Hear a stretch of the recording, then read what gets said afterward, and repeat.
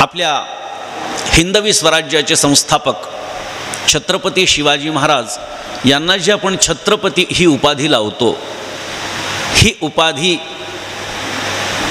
सर्वप्रथम जर का मराठी भाषेमध्ये कोणत्या ग्रंथामध्ये आली असेल तर ती एकनाथ महाराजांच्या अभंग गाथेमध्ये आलेली आहे.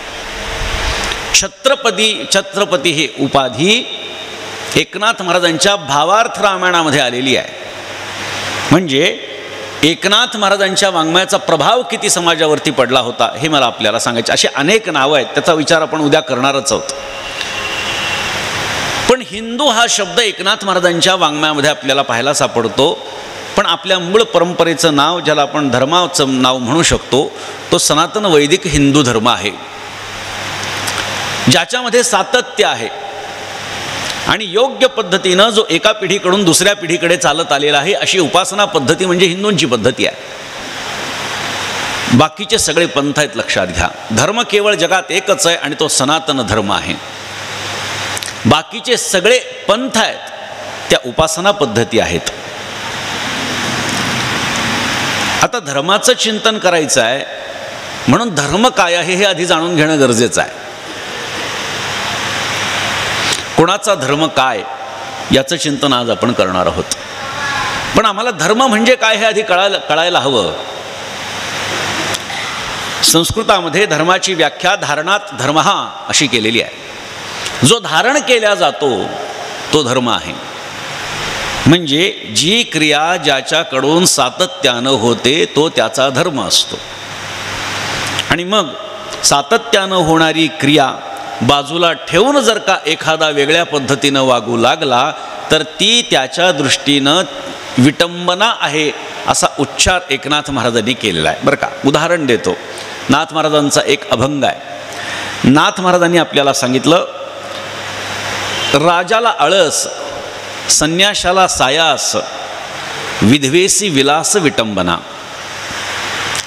व्याघ्रासी शांतता, गायीसी उग्रता, वेश्येसी हरिकथा विटंबना.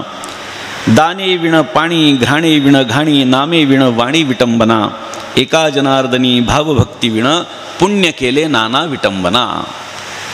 क्रिया काय आहे? राजानं कधी आळस धारण करायचा नाही. राजानं आळस धारण केला की परकीय आक्रमण होणार आहे आणि तो तिथेच परास्त होऊन त्याचं राज्य नष्ट होणार आहे. किंबहुना दुसऱ्या भाषेमध्ये बोलायचं झालं तर नाथ महाराज सांगतात की आपला परिसर वाढवणं हे राजाचं कर्तव्य आहे आणि तो जर का निवांत बसला तर त्याच्या राज्याची प्रगती कदापि होऊ शकणार नाही. म्हणून त्याचं कर्म काय आहे तर आपला भूभाग वाढवणं हा त्याचा धर्म आहे. पण तो जर का आळशी ठरवू लागला तर ती त्याच्यासाठी विटंबना आहे. नाथ महाराजांनी वाघाचं उदाहरण दिलं आहे. व्याघ्रासी शांतता, गायीसी उग्रता. वाघ जर म्हणू लागला नाही नाही नाही नाही, शांती सारखा परमधर्म दुसरा नाही, मी आता शांत राहणार, जगू शकत नाही. मग वाघाने जर शांतता धारण केली तर ती त्याच्यासाठी विटंबना आहे. गायीसी उग्रता विटंबना. गाय ही मूलतः शांत आहे, पण गाय जर का सिंहासारखा आक्रमक वागू लागली तर त्या गायीला कोणी जवळ करत नाही, तिचं पालन पोषण करत नाही, तिची धार कोणी काढण्यासाठी पुढे येत नाही, तिला कोणी चारा पाणी खाऊ घालत नाही, तिच्यासाठी ती विटंबना आहे. नाथ महाराजांनी सांगितलं विधवेसी विलास विटंबना.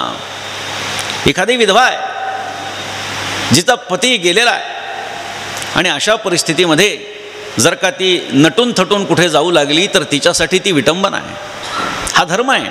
म्हणजे जी क्रिया ज्याच्यापासून अपेक्षित आहे ती त्यांनी न करणं ही त्या दृष्टीने विटंबना आहे. हां, नाथ महाराज म्हणतात विधवेसी हरिकथा विटंबना.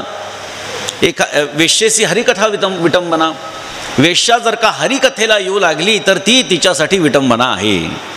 याचा अर्थ तिनं हरिकथेत येऊ नये असा अर्थ नाही आहे. इथे जी जी काही उदाहरणं आपण पाहतो, दाणे विण पाणी, घ्राणे विण घाणी. नाथ महाराज म्हणतात हातांनी जर का दानधर्म घडत नसेल तर ती हातांसाठी विटंबना आहे. म्हणजे ज्या ज्या गोष्टी ज्या ज्या पद्धतीनं होणं अपेक्षित आहे त्या त्या पद्धतीनं न होणं ही त्या गोष्टीसाठी विटंबना आहे आणि तो त्याच्या दृष्टीनं अधर्म आहे. तो धर्म आहे का अधर्म आहे याची सत्यासत्यता नाथ महाराज सांगत नाही आहेत, पण त्या त्या लोकांच्या दृष्टीनं ती विटंबना ठरत असते. एखाद्याने पुण्य केलं परंतु त्या पुण्यामध्ये जर का भावभक्ती नसेल तर तीही त्याच्यासाठी विटंबना आहे. एक उदाहरण देतो, ते सगळ्याला तुम्ही लागू करा, कारण आपल्याला आज भरपूर विषय घ्यायचे आहेत. नाथ महाराजांनी आपल्याला सांगितलं की भक्ती शिवाय पुण्याधिक कर्म केलेली विटंबना आहे. तसं वेश्येसी हरिकथा विटंबना म्हणजे वेश्येने हरिकथेला येऊ नये असं नाही, तर जो वेश्यांचा समुदाय आहे त्याच्यातली एखादी वेश्या जर का हरिकथा ऐकायला गेली तर बाकीच्या तिला नाव ठेवतात, त्या दृष्टीनं विटंबना. हाच अर्थ आपण सगळीकडे आत्ता सांगितलेल्या सगळ्या गोष्टींसाठी लावून घ्या. म्हणजे याला विटंबना म्हटलेला आहे. कशामुळे विटंबना म्हटलं, म्हणजे जे ज्याच्याकडून अपेक्षित आहे ते त्यानं न करता दुसरं करणं हे त्याच्यासाठी विटंबना आहे आणि तो त्यांच्या दृष्टीनं अधर्म आहे. नाथ महाराजांचा एक दुसरा अभंग आहे. कोणाचा धर्म काय आहे हे नाथ महाराज सांगतात. श्वानाचा तो धर्म करावी वसवस, भले बुरे त्यागावे नकळे काही. वेश्येचा तो धर्म द्रव्य ते हरावे, भले बुरे भोगावे नकळे काही. निंदकाचा धर्म निंदा ती करावी, भले बुरे त्यागावी नकळे काही. सज्जनांचा धर्म सर्वाभूती दया, भेदभावतया नकळे काही. संतांचा तो धर्म अंतरीती शांती, एका जनार्दनी वस्ती सर्वा ठाई. कोणाचा धर्म काय आहे नाथ महाराजांनी सांगितलं त्यांच्या अभंगाच्या माध्यमातून. कुत्र्याचा धर्म सांगितला, वसवस करणे, भुंकत राहणं हा कुत्र्याचा धर्म आहे. भले बुरे त्यागावे नकळे काही. पूर्वीचे कुत्रे जरा बरे होते, दारुड्यावर भुंकायचे बरं का. पूर्वीचे कुत्रे बरे होते, जरा दारुड्यावर भुंकायचे. हल्ली महाराज लोकांवरती जास्त भुंकू लागले. वेगळा दिसला की सुरू. पूर्वीच्या काळामध्ये कुत्र्यांना आम्ही स्वतःसुद्धा दूध भाकरी असं कुस्करून द्यायचो, ते खात असायचे. आताच्या कुत्र्यांना हे चालत नाही. ते मांसाहाराच्या दुकानाच्या बाहेर असे टपून बसलेले असतात. कधी कोणी काय टाकतं, कधी काही पडतं आणि आपल्याला खायला मिळतं. कुत्र्यांमध्ये बदल झालेला आहे. त्यामुळे माणसात काही बदल झाला तर काही विशेष समजू नका. भुंकत राहणं हा कुत्र्याचा धर्म आहे. कोणावर भुंकायचं, कोणावरती नाही याच्याशी काही त्यांना देणं घेणं नाही आहे. नाथ महाराज म्हणतात, वेश्येचा तो धर्म द्रव्य ते हरावे, भले बुरे भोगावे नकळे काही. माझा भोग कोण घेत आहे, तो दिसायला चांगला आहे वाईट आहे, रोगिष्ट आहे निरोगी आहे, श्रीमंत आहे गरीब आहे माहिती नाही. मला त्याच्याकडून पैसा मिळतो, माझ्या देहाचा भोग त्याने भोगावा, मला त्याच्याशी काही देणं घेणं नाही. हा वेश्येचा धर्म आहे. म्हणून तुम्ही धर्म ही संकल्पना थोडी वेगळी लक्षात घ्या. धर्म म्हणजे आपण जे काही पूजापाठ करतो वगैरे वगैरे यज्ञ याला धर्म म्हणत नाहीत. ही उपासनेची पद्धती आहे. धर्म म्हणजे धारणात धर्म, हा जी क्रिया ज्यांच्याकडून सातत्यानं होत आहे तो त्याचा धर्म आहे. नाथ महाराजांनी सांगितलं, निंदकाचा धर्म निंदा ती करावी, भले बुरे त्यागावी नकळे काही. निंदकाचा धर्म काय आहे, फक्त निंदा करायची. काही माणसं असतात तोंडावरती आपल्याशी फार चांगलं बोलतात, आपण थोडं बाजूला गेलो काय त्याचं खरं आहे की सुरू. हा निंदकाचा धर्म आहे. सतत निंदा करत बसायची. हां, तुकोबराय म्हणतात, निंदकाचे घर असावे शेजारी. निंदक आपल्या कायम बरोबर असावा, कारण तो जेव्हा जेव्हा निंदा करत असतो तेव्हा तेव्हाच आपण उजळून निघत असतो. सोन्याला जेव्हा आपण अग्नीचा संपर्क घडवतो तेव्हा ते सोनं अधिक उजळून निघत असतं. त्याच्यातली घाण ही निघून जात असते, जळून जात असते आणि त्या सोन्याचं तेज स्पष्टपणे आपल्याला दिसायला लागतं. म्हणून जेवढे जेवढे आपल्यावरती अशा पद्धतीचे आक्रमण होतात त्याच्याकडे कधीही नकारात्मक दृष्टीनं बघायचं नाही. तर आपली कोणी जर निंदा करत असेल तर ती निंदा करत असताना आपण ती सकारात्मकतेनं घ्यावी, कारण त्याने केलेली निंदा हे आपल्यातलं न्यूनत्व दाखवण्यासाठी असते आणि आपल्यातलं न्यूनत्व त्यांनी दाखवलं की आपण कशात न्यून आहोत हे आपल्याला कळतं आणि ती न्यूनता भरून काढण्याचा एक विचार आपल्या मनामध्ये येतो आणि त्या प्रेरणेनं आपण जागृत होऊन तशी निंदा आपली कोणी करू नये याच्यासाठी आपण काय करतो, अग्रेसर होत असतो. म्हणून निंदा करू द्या, हा असा वागतो. आपण आपला विचार करावा की खरंच आपण असं वागतो का, आणि जर आपण असं दुसऱ्याशी वागलो तर त्यांना कसं वाटेल हा विचार आपण करायचा. आणि खरोखर जर का आपल्यामध्ये तशी चूक असेल, तशा गोष्टी घडत असतील तर आपण आपल्या स्वतःला आपण ते संवाद साधला पाहिजे आणि सांगितलं पाहिजे की ही गोष्ट तू बदलली पाहिजेस, कारण या गोष्टीमुळे तुला जग नाव ठेवत आहे. म्हणून निंदक वाईट समजू नका. पण नाथ महाराज या अभंगामध्ये त्याचा धर्म सांगतायत की निंदा करत राहणं हा त्याचा धर्म आहे. सज्जनांचा धर्म काय आहे? सर्वाभूती दया हा सज्जनांचा धर्म आहे. सर्वाभूती दया म्हणजे काय?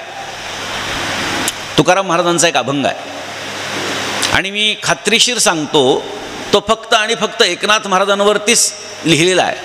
त्यांना समोर ठेवूनच तो अभंग लिहिलेला आहे. जे कारंजले गांजले त्यासी म्हणे जो आपुले, तोची साधू ओळखावा देव तेथेची जाणावा. किंवा शेवटच्या चरणामध्ये दया करणे जे पुत्रासी तेची दासा आणि दासी, तुका म्हणे सांगू किती तोची भगवंताची मूर्ती.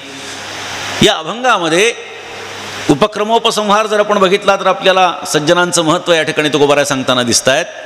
यामध्ये तुकाराम महाराजांनी सांगितलं, रंजल्या गांजल्यांना जो आपलंसं करतो त्याच्याच ठिकाणी देव आहे आणि तोच संत आहे. ज्या पद्धतीनं आपल्या पुत्रावरती चूक घडली तरी आपण कृपा करतो, त्या पद्धतीनं आपल्या दासदासींनाही चूक झाल्यानंतर जो ताडण करत नाही आणि आपल्या मुलाप्रमाणे समजावून सांगतो तो भगवंताची प्रत्यक्ष मूर्ती आहे. म्हणजे अशा पद्धतीची जी दया आहे ही दया नाथ महाराजांना अपेक्षित आहे. त्यामुळे धर्म काय आहे याचं चिंतन आपण केलं. जी क्रिया ज्याच्याकडून सातत्यानं होत आहे तो त्याचा धर्म, ही व्याख्या आपण केली. मग कोणाचा धर्म काय काय आहे याचं चिंतन केलं. नाथ महाराजांचा एक अभंग आहे, संतांच्या विभूती धर्मा लागी अवतरती, धर्मरक्षणा कारणे साधू होता ती अवतीर्णे, जगा लावावे सत्पथी हेची साधूची पैकृती, एका जनार्दनी साधू हृदय वसे ब्रह्मानंदू. नाथ महाराजांनी सांगितलं की संतांचा अवतार हा फक्त धर्माच्यासाठी असतो. खरं तर भगवंताचा अवतारही धर्मासाठी असतो. आपल्या सर्वांना ज्ञात आहे, यदा यदा हि धर्मस्य ग्लानिर्भवति भारत अभ्युत्थानम धर्मस्य तदात्मानं सृजाम्यहं, परित्राणाय साधूनां विनाशाय च दुष्कृतां धर्मसंस्थापनार्थाय संभवामि युगे युगे. धर्माच्या संस्थापनेसाठी आम्ही युगानुयुग येत असतो. इतर कोणत्याही धर्माला आज ज्यांना धर्म म्हणतो त्यांचे कोणी ना कोणीतरी संस्थापक आहेत, पण आपल्या परंपरेचा कोणीही संस्थापक नाही. स्वतः भगवान श्रीकृष्ण काय, प्रभू रामचंद्र देखील आपल्या धर्माचा संस्थापक नाही. ना महाविष्णू ना महादेव आपल्या धर्माचा संस्थापक आहे. आपला धर्म म्हणजे सनातनतेनं चालत आलेला आहे, सातत्यानं चालत आलेला हा धर्म आहे. म्हणून भगवंताची भाषा धर्मस्थापनार्थाय नाही आहे, धर्मसंस्थापनार्थाय आहे. स्थापना म्हणजे नव्यानं स्थापन करणं आणि संस्थापना म्हणजे ज्यामध्ये विकृती आलेली आहे ती विकृती दूर करून शुद्ध स्वरूपामध्ये आपल्याला देणं, ही संस्थापना आहे. ज्या पद्धतीनं भगवंताचं येणं धर्माच्यासाठी असतं तसं संतांचंही येणं धर्मासाठी असतं. अर्थात देवाचं धर्मासाठी येणं वेगळ्या कारणासाठी आणि संतांचं धर्मासाठी येणं वेगळ्या कारणासाठी असतं.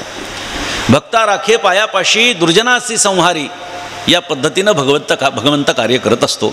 भक्तांना अभय द्यायचं आणि दुर्जनांचा संहार करायचा, नाश करायचा. संत मात्र दुर्जनांचा नाश करत नाहीत, संत हे दुर्जनाच्या दुर्जनत्वाचा नाश करत असतात.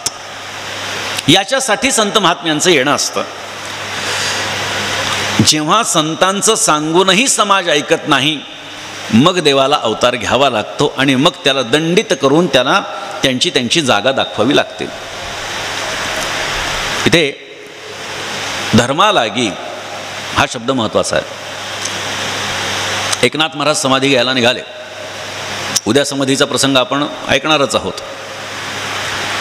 समाधी घ्यायला जेव्हा एकनाथ महाराज निघाले, शेवटचं त्यांनी कीर्तन केलं आणि लोकांनी विचारलं, महाराज तुमच्यासारख्या महापुरुषांचं येणं कशासाठी असतं?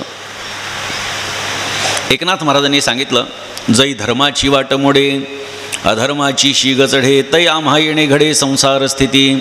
आम्हा का संसारा येणे हरिभक्ती नामस्मरणे, जडजीव उद्धरणे नामस्मरणे करुणी. सर्व कर्म ब्रह्मस्थिती प्रतिपादाव्या वेदोक्ती, हेची एक निश्चिती करणे आम्हा. नानामते पाषांढ कर्मठता अतिबंड, तयाचे ठेचणे तोंड हरिभजने. आमच्या येण्याचं प्रयोजन काय, मुख्य प्रयोजन काय आहे? जै धर्माची वाट मोडे अधर्माची शीग चढे, तै आम्हा येणे घडे संसार स्थिती. धर्म जेव्हा ग्लानी पावायला लागतो, अधर्म जेव्हा वाढायला लागतो, त्यावेळी आम्हाला यावं लागतं. आता संत महात्मे धर्माचं रक्षण हे शब्दानंही करतात आणि कृतीतूनही करत असतात. एकनाथ महाराजांच्या जीवनातली एक कथा आलेली आहे. एकनाथ महाराजांचा अवतार हा इसवी सन 1533 ते 1599 या कालखंडातला आहे.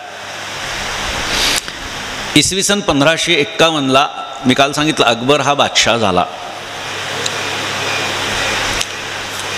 त्यांनी काही पंथ काढले आणि सुफी संप्रदायाचा उदय त्यावेळी झाला. आता ह्या सुफी लोकांचं काम काय की लोकांना म्हणायचं, तुमचं जे तत्त्वज्ञान आहे तेच आमचं तत्त्वज्ञान आहे. तुम्ही जगामध्ये परमात्मा मानता, आम्हीही जगामध्ये परमात्मा मानतो. मग तत्त्वज्ञान जर का सारखं आहे तर कृती कशाला बदलाची ठेवायची? देवाची पूजा करू नका, काही उपयोग नाही, चराचरातल्या परमात्म्याची पूजा करा. काही लोकांना बरं वाटलं, काहीच करायचं नाही हे लोकांना फार आवडत असतं. हां, काही करायचं नाही. मध्यंतरी एक पंथ आला आपल्या धर्मात, त्यांनी सांगितलं सगळे देव विसर्जित करा, फक्त माझ्या फोटोची पूजा करा. लागले मागं. काय कारण आहे? काय कारण आहे? लोक निर्बुद्ध आहेत आणि त्यांच्या निर्बुद्धतेचा फायदा अशा प्रकारची माणसं उचलत असतात.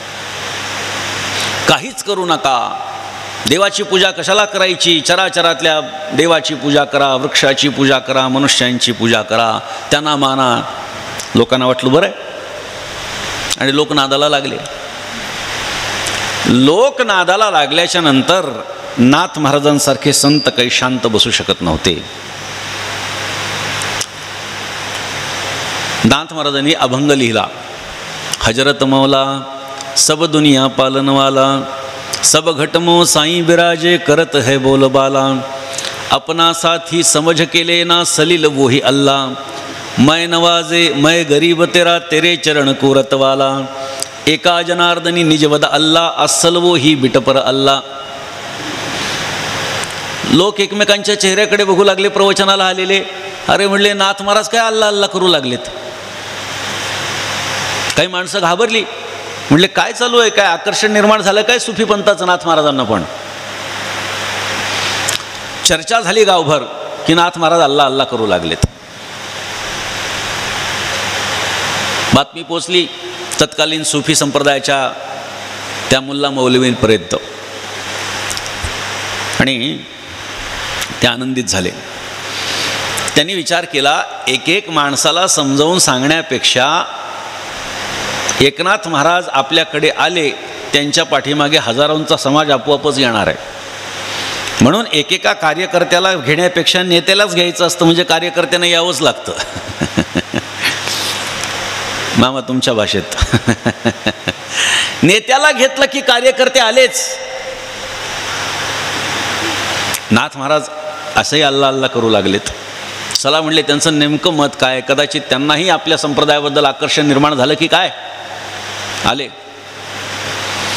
आल्याच्या नंतर नाथ महाराजांच्या वाड्यामध्ये आले. म्हटले महाराज आम्हाला तुमच्याशी एकांतात वार्तालाप करायचा. ठीक आहे म्हणले. दार बंद केलं. ते बंद दाराआड चर्चा तेव्हापासून सुरू झाली बरं का.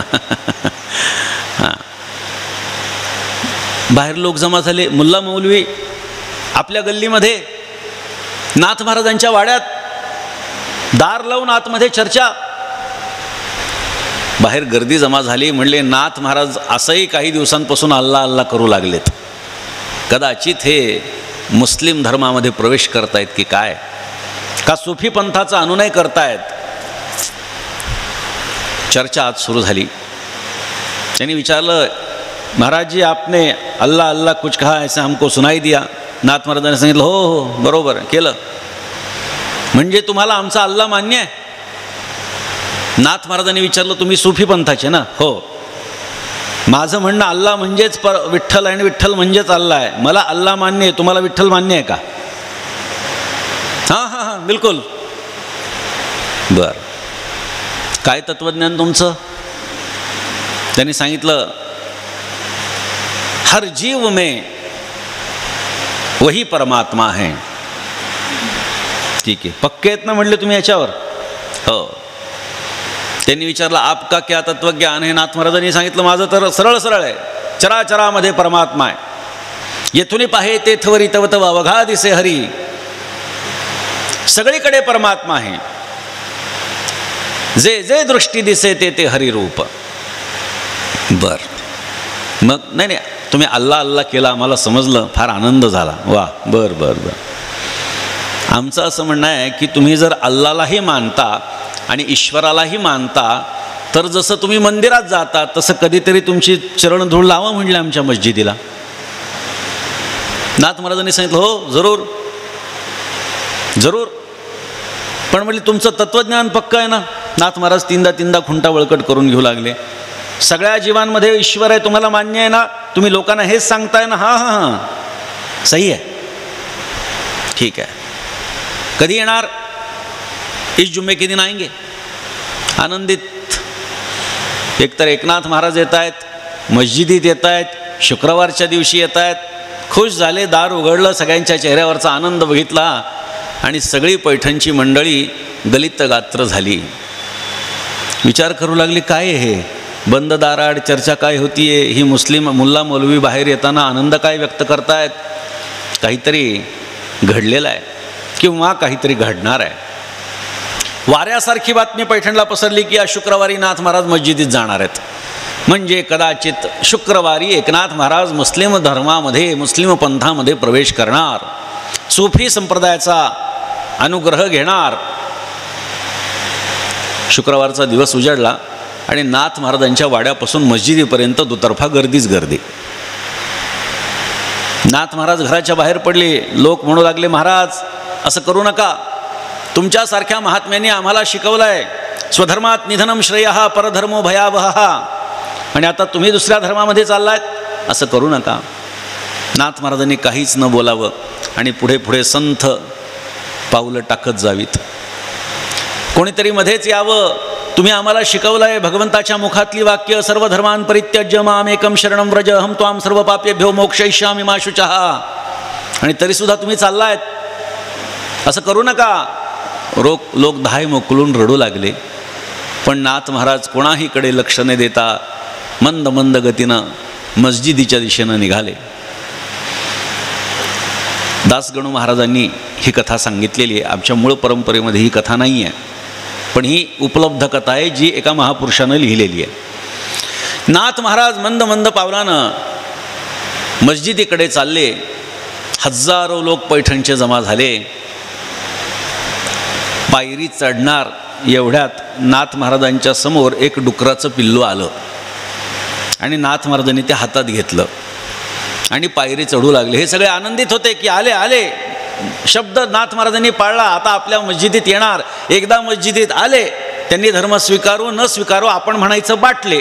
बाटले म्हणलं की न ते हिंदू धर्माचे राहतील न मुस्लिम धर्माचे राहतील, मध्ये राहतील, मग कधीतरी आपल्याकडे येतील. ही भूमिका बघा, किती दूरवरचा विचार आहे धर्मासाठी. आणि आपण आपला धर्म पाळत नाहीत. लोकांनी आपल्या धर्मात यावं याच्यासाठी आपण तर काही करतच नाही, पण आपण आहे तो आपला धर्म पाळत नाहीत. ती माणसं किती विचार करतात बघा. ते डुकराचं पिल्लू हातामध्ये घेतलं की सगळ्यांचे चेहरे वेडेवाकडे झाले. अरे म्हणले, हे काय चाललंय नाथ महाराजांचं? नाथ महाराज पायरी चढणार तेवढ्यात सांगितलं, महाराज रुकिये. काय झालं? अरे इस सुअर के पिल्ले को रख दीजिए यहाँ पे.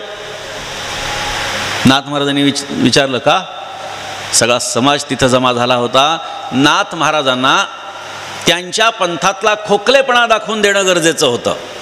जे त्यांच्या शब्दच्छलाने लोकांना आकर्षित करत होते स्वतःच्या पंथाकडे, नाथ महाराजांना हे दाखवून द्यायचं होतं की हे फक्त बोलण्यापुरतं हे आचरणाचं नाही आहे. क्यों? त्यांनी सांगितलं ये सुवर हराम हमारे धर्म में हराम है. नाथ महाराजांनी सांगितलं तुम्ही तर म्हणाला होतात की तुमच्याकडेही चराचरात परमात्मा मानतात. मग परमात्मा जर का चराचरामध्ये आहे, हे डुक्करसुद्धा चराचरातलंच म्हणले, हे घेऊन मी येणार. त्यांनी सांगितलं आप नहीं आए तो भी चलेगा लेकिन इसको ऊपर लेके नहीं जाने देंगे. बस नाथ महाराजांनी सांगितलं बघा, सगळ्या लोकांना आवाहन करत सांगितलं की बघा यांचं तत्वज्ञान, तुम्ही या लोकांच्या मागे लागताय. चराचरामध्ये परमात्मा हा थोतांड आहे आणि फक्त त्यांना त्यांचा धर्म वाढवायचा आहे. आणि काहीही करून तलवारीच्या धाकावरती जी मंडळी आपल्या धर्मामध्ये येत नाहीत त्यांना अशी प्रलोभनं दाखवून, अशा पद्धतीची वैचारिक छळवणूक करून त्यांना आपल्या धर्मामध्ये ते घेत असतात. अशा पद्धतीनं धर्माच्या रक्षणासाठी संत महात्म्यांचं येणं जाणं असतं. ही गोष्ट आपण लक्षात ठेवा. म्हणून संतांच्या विभूती धर्मालागी अवतरती म्हणजे काय, तर अशा कारणासाठी संत महात्मे अवतीर्ण होत असतात. नाथ महाराजांच्या संबंधांना अजून काही धर्माच्या संबंधांना काही चिंतन आहे, पण साधारणतः आपल्या जीवनाशी संबंधित निगडीत असे काही विषय मी आज घेतोय की ज्याचा फार उहापोह होतो. काय करावं काय करू नये याच्या संबंधानं वादविवाद होतात. हे योग्य आहे का ते योग्य आहे, हे करावं की ते करावं, या संबंधाने ज्या चर्चा सगळीकडे घडत असतात त्या संबंधाने काही विषय निवडलेले आहेत. नाथ महाराजांनी पूजेची 11 स्थानं सांगितलेली आहेत. आपण पूजेचं स्थान म्हणजे फक्त देव मानतो, आणि तो सुद्धा कुठला, देवघरातला देव, की त्याची आम्ही पूजा करतो आणि झालं. आमचा धर्म कुठपर्यंत, देवपूजेपर्यंत. त्याच्यापुढे आमचा काही धर्म नाही, त्याच्यापुढे काही आम्ही मानत नाहीत. नाथ महाराजांनी पूजेची 11 स्थानं सांगितलेली आहेत. सूर्य अग्नी आणि ब्राह्मण, गायी वैष्णवाणी गगन, अनिळ जळ मही जाण, पूज्य आपणापणासी 11वे पूज्यस्थान, सर्वभूते पूज्य जाण. हे 11 स्थान एकनाथ महाराजांनी आपल्याला सांगितलेले आहेत. म्हणजे या 11 ठिकाणाची आपण नित्य पूजा केली पाहिजे. या 11 जणांची आपण नित्य पूजा केली पाहिजे. पहिलं नाथ महाराजांनी सांगितलं सूर्य. सूर्याची पूजा आपण केली पाहिजे. आपल्या धर्मामध्ये त्रैवर्णिकांना संध्येचा अधिकार आहे. त्रैवर्णिक आता संध्या करत नाहीत. आता उपनयन संस्कार फक्त ब्राह्मण वर्गापुरते शिल्लक राहिलेले आहेत. उपनयन संस्कार झाल्यानंतरही सगळेच ब्राह्मण संध्या करतात असं नाही. तो एक दिखाव्याचा भाग समाजामध्ये झालेला आहे की बघा आम्ही कशा चांगल्या पद्धतीनं आमच्या मुलाची मुंज करतोय, किती थाटात करतोय, आणि कौतुक आणि फोटोग्राफी. बस कशासाठी मुंजीचं प्रावधान आहे, उपनयन संस्कार कशासाठी करावा याचं चिंतन होत नाही. पण फक्त उपनयन करायचं कारण संस्कार आहे, म्हणजे संस्कार करायचा, पण त्या संस्काराच्या नंतर जी क्रिया करणं अपेक्षित आहे ती सोडून द्यायची, हे अमान्य आहे. सूर्य, त्या सूर्याला अर्घ्य देणं हे प्रत्येकाचं कर्तव्य आहे. त्याची पूजा प्रत्येक मानव मात्रानं करावी. इथे ब्राह्मणानं हे करावं, क्षत्रिय वैश्य शूद्र हा विचार नाही आहे. जी 11 स्थानं नाथ महाराजांनी सांगितलेली आहेत त्या 11 स्थानांची पूजा प्रत्येकानं करावी. सूर्याची पूजा करायची, कशी करायची, त्याला अर्घ्य देऊन करायची.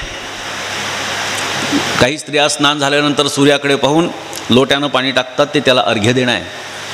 नदीमध्ये आता आपण प्रयागला कुंभमेळा चालू आहे, तिथे काही मंडळी काय करतात, नदीतलंच पाणी उचलतात, नदीतच टाकतात. तो विधी आहे. दुसरीकडचं पाणी आणून नदीत टाकायचं नसतं, संगमावर समुद्रात टाकायचं नसतं, तो विधी आहे. सूर्य हे पूजास्थान आहे.